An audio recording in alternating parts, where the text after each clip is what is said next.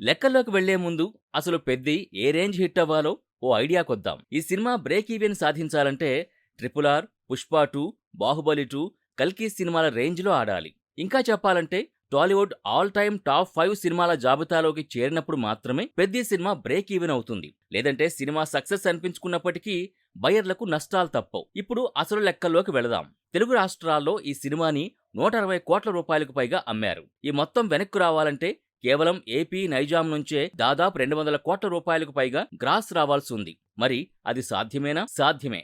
ఎందుకంటే ప్రస్తుతం థియేటర్లు ఆకలితో ఉన్నాయి. ఓ పెద్ద సినిమా వచ్చి చాన్నాళ్లయింది. పెద్ద సినిమాకి ఎన్ని కావాలంటే అన్ని థియేటర్లు, ప్రభుత్వాలు సహకరిస్తే ఎంత కావాలంటే అంత టికెట్ రేటు కూడా పెట్టుకోవచ్చు. కాకపోతే తెలంగాణలో ఇది కొంచెం కష్టమైన వ్యవహారం. అయితే ఇవన్నీ అనుకూలిస్తే సరిపోదు, కంటెంట్ క్లిక్ అవ్వాలి. ఇంతకు ముందే చెప్పుకున్నట్టు పుష్ప 2, కల్కి రేంజ్ లో పెద్ది సినిమా బాక్సాఫీస్ బరిలో క్లిక్ అవ్వాల్సి ఉంది. నైజాంలో ఈ సినిమా అమ్మకాలు 60 కోట్ల రూపాయలకు పైగా సాగాయి. అంటే ఒక్క నైజాం నుంచే దాదాపు 80 కోట్ల రూపాయల వసూళ్లు రావాలన్నమాట. ఈ రేంజ్ లో డబ్బులు రాకపోతే బయర్లు కోలుకోలేరు. అయితే సినిమాకి హిట్ టాక్ వస్తే నైజాంలో థియేటర్లు ఎన్ని కలెక్షన్లైనా కొమ్మరిస్తాయి. RRR, పుష్ప 2 లాంటి సినిమాలు మొదటి రోజే నైజాంలో 20 కోట్ల రూపాయలకు పైగా షేర్లు సాధించిన సందర్భాలున్నాయి. కాబట్టి నైజాంలో పెద్ది బ్రేక్ ఈవెన్ పెద్ద సమస్య కాకపోవచ్చు. ప్రభుత్వం నుంచి ప్రత్యేక జీవో కూడా తోడైతే వారంలోనే బ్రేక్ ఈవెన్ కుమ్మేసుకోవచ్చు. ఏపీ నుంచి ఎలాగూ స్పెషల్ జీవో వస్తుంది కాబట్టి అక్కడ సమస్య లేదు. ఓవరాల్ గా చూసుకుంటే పెద్ది ముందు టార్గెట్ పెద్దదిగా కనిపిస్తున్నప్పటికీ